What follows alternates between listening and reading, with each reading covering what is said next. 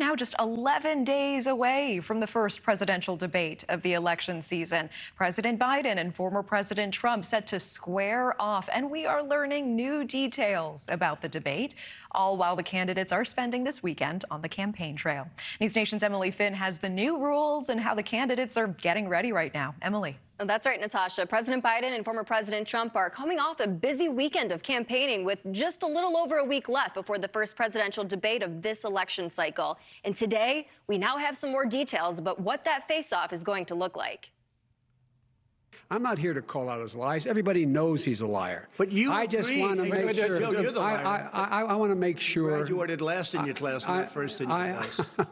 Muted mics, no props, and 2 commercial breaks. The debate rules have been confirmed for the first 2024 presidential debate between President Biden and former President Trump. The debate's host network, CNN, releasing more details on the rules Sunday and announcing both candidates have accepted the terms of the format. Campaign staff is not allowed to interact with either Biden or Trump during the showdown, and there will not be a studio audience. Both candidates' teams say the presidential hopefuls will have limited time to prepare for the debate, as they have been hitting the campaign trail hard recently. Biden kicking off a fundraising tour in Los Angeles this weekend, raking in a record-breaking $30 million with the help of former President Barack Obama and a cast of stars. I think we are all wondering, what can we do about this? Elect me.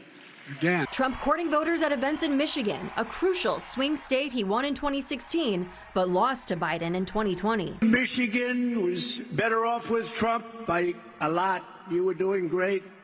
Companies were moving back, and the car companies weren't moving out. Independent candidate Robert F. Kennedy Jr. has not qualified to make it on the debate stage, but with just 4 days to meet all the requirements, he does have a shot. His campaign claimed Friday they have enough signatures for ballot access in states with more than 270 electoral votes, but many of those states have not yet verified those signatures and may not get around to it until later this summer. RFK Jr.'s push to make it on the debate stage comes as a quarter of Americans say they do not have a favorable view of President Biden or former President Trump. According to the recent Pew Research Center poll, this marks the highest number of so-called double haters of both candidates at this stage of the election cycle since 2016.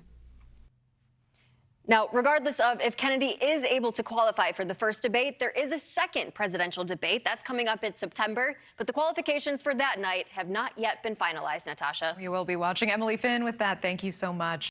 Thank you for watching. Go to newsnationnow.com to find NewsNation on your television provider. And don't forget to click the red subscribe button below to get more of NewsNation's fact-driven, unbiased coverage.